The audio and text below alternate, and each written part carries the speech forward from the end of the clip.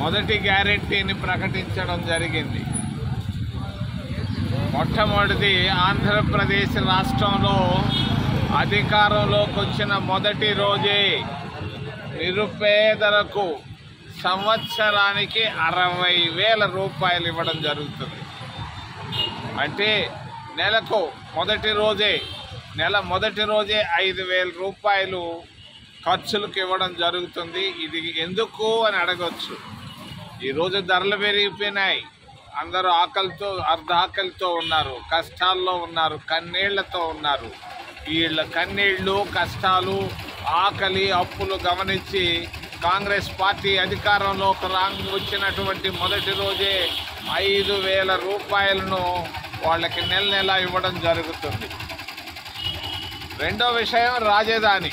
తిరుపతి మన రాజధాని. బ్రహ్మంగారు 300 సంవత్సరాల క్రితం చెప్పాడు. అదే ఈరోజు జరగబోతా ఉంది. మరి గత 70 సంవత్సరాల్లో 5 స్థలాలు మారిపోయింది. బ్రహ్మంగారు అనుకున్నట్టు జరగలేదు కాబట్టి 5 స్థలాల్లో మారిపోయింది. తిరుపతి ఆ రోజే 70 సంవత్సరాల నాడు చేస్తుంటే ఏముండేది కాదు. మరి ఆయన చెప్పిన మాట ఒక్కటి కాకుండా పోలేదు. ఆయన మాటకి వ్యతిరేకంగా సంజీవరెడ్డి తిరుపతికి రాకుండా కర్నూలుకు తీసుకెళ్ళాడు. సంజీవరెడ్డి మళ్ళా కర్నూలు నుంచి హైదరాబాద్ తీసుకెళ్ళాడు. హైదరాబాద్ నుంచి ఈ ప్రాంతంలో పుట్టినటువంటి చంద్రబాబు నాయుడు స్వార్థ ఆర్థిక రాజకీయ ప్రయోజనాల కొరకు, మరలా చెప్తున్నా, చంద్రబాబు నాయుడు స్వార్థ ఆర్థిక రాజకీయ ప్రయోజనాల కొరకు వెంచర్లు వేసుకునే దాని కొరకుగా తిరుపతికి రావాల్సినటువంటి రాజధానిని ఆయన అక్కడికి తీసుకెళ్ళాడు. తుళ్ళూరుకు తీసుకెళ్ళాడు. ఆడ శపించబడ్డ స్థలంలో పడ్డాడు, మటాష్ అయిపోయాడు.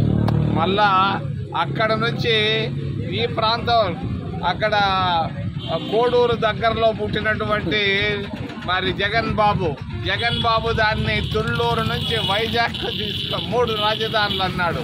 ముచ్చటగా ఫెయిల్ అయిపోయినాడు. ఆ ముచ్చటగా ఫెయిల్ అయినటువంటి 3 రాజధానులపై ఇప్పుడు మళ్ళా హైదరాబాద్ అంటున్నాడు. అంటే తిరుపతికి బ్రహ్మంగారు చెప్పిన మాట వీళ్ళు చేయలేదు. అందుకొరకే రాజధాని బాలు తిరిగినట్టు తిరుగుతూ ఉంది. చివరికి వచ్చి వెంకటగిరిలో చేరిపోతూ ఉంది రాజధాని నగరం. ఏర్పేడు నుంచి రాపూర్ దాకా 1,00,000 ఎకరాల ప్రభుత్వ భూములు ఉన్నాయి, ఖాళీగా ఉన్నాయి. బంజారా హిల్స్, జూబిలీ హిల్స్ లాగా వెంకటగిరి హిల్స్, రాపూర్ హిల్స్ ఉన్నాయి. మరి అంతర్జాతీయ విమానాశ్రయం ఉంది, కండలేరులో మంచినీళ్ళు ఉన్నాయి, మరి 7 జాతీయ రహదారులు ఉన్నాయి, 7 విశ్వవిద్యాలయాలు ఉన్నాయి, 100 కొద్ది కాలేజీలు ఉన్నాయి, 100 కొద్ది హాస్పిటళ్ళు ఉన్నాయి. పైపెచ్చు అందరికీ ఆమోదయోగ్యం ఒక చంద్రబాబు నాయుడికి తప్పించి. చంద్రబాబు నాయుడికి ఆయన బంధువులకి సహాయం చేసేదాని కొరకు అక్కడ తుళ్ళూరుకు తీసుకొని పోయాడు. ఆయన ధైర్యం లేదు, దమ్ము లేదు. మరి ఆయన చెప్పలేక నిన్న రాజ్నాథ్ సింగ్ చేత ఏలూరులో చెప్పించాడు, మాకు అమరావతి అంటే చాలా ముద్దు అని. ఎందుకయ్యా నీకు ముద్దు? హద్దు దాటిపోయినావు చంద్రబాబు నాయుడు. నీ తిక్క ప్రయోజనాలు ఏం చేస్తుండావు నువ్వు నాకే తెలియదు. కాంగ్రెస్లో పుట్టావు, కాంగ్రెస్లో పెరిగావు, కాంగ్రెస్లో మంత్రి అయినావు, మరి పక్కకు పోయినావు, ముఖ్యమంత్రి అయినావు. ఈ గత 14 సంవత్సరాల్లో నువ్వు వెంకటగిరికి ఏమి చేశావు? 14 సంవత్సరాల ముఖ్యమంత్రిగా నువ్వు ఏం చేశావు వెంకటగిరికి? ఒక్క చెట్టన్నా నాటేవా? పోనీ ఎవరికన్నా ఒక బడి పిల్లోడికి ఒక మరి సీట్ ఇప్పించావా? పోనీ ఎవరికైనా ఒక్క ఉద్యోగం అన్నా ఇప్పించావు చంద్రబాబు? నువ్వు పోయి మరి నట్టేట మునిగిపోయినావు, బీజేపీలో చేరినావు, ఫినిష్ మటాష్ అయిపోయినావు. నీ కర్మ, నేనేం చేసేది? నీ కర్మ. నువ్వు పోయి ఆడ కమ్యూనిస్టులతోనో ఇంకెవరితో చేరున్నా కూడా నువ్వు బతికి బయటపడి ఉండేవాడివి. పోయి బంగాళాఖాతంలో దూకేసినావు, అయిపోయింది. నువ్వు కథం అయిపోయింది నీ పరిస్థితి. అయ్యా జగన్ బాబు, మీ చెల్లెలు తిట్టే తిట్లు అంతా ఇంత కాదు నాయన, మేమేం లేకున్నాము. నువ్వేందయ్యా, నువ్వు వింటున్నావా ఏంది? నీ చెల్లెలు చెప్పే ఒక్క మాటకి జవాబు చెప్పవా మా మిత్రమా, మిత్రుడు కుమారుడా? నువ్వు ఫెయిల్ అయిపోయినావు. ఒక్కటి ఈరోజు అందరూ కోరుకుంటున్నారు, దళితులు కోరుకుంటున్నారు కాంగ్రెస్ పార్టీ. అది ఏదో పోయిందని చెప్పేసి 2 ప్రాంతీయ పార్టీల వైపు వెళ్ళారు 2 సార్లు 10 సంవత్సరాలు. దళితులు మోసపోయి పరిగెత్తేస్తున్నారు. అయ్యా మాకు కాంగ్రెస్ కావాలని. మరి తిరుపతి రిజర్వ్డ్ సీట్లో 3 అసెంబ్లీ స్థానాలుంటే 100ల సంఖ్యలో అర్జీలు వస్తున్నాయి, 100ల సంఖ్యలో. ఇదేంద్ర బాబు అంటే మాకే అర్థం కావటం లేదు.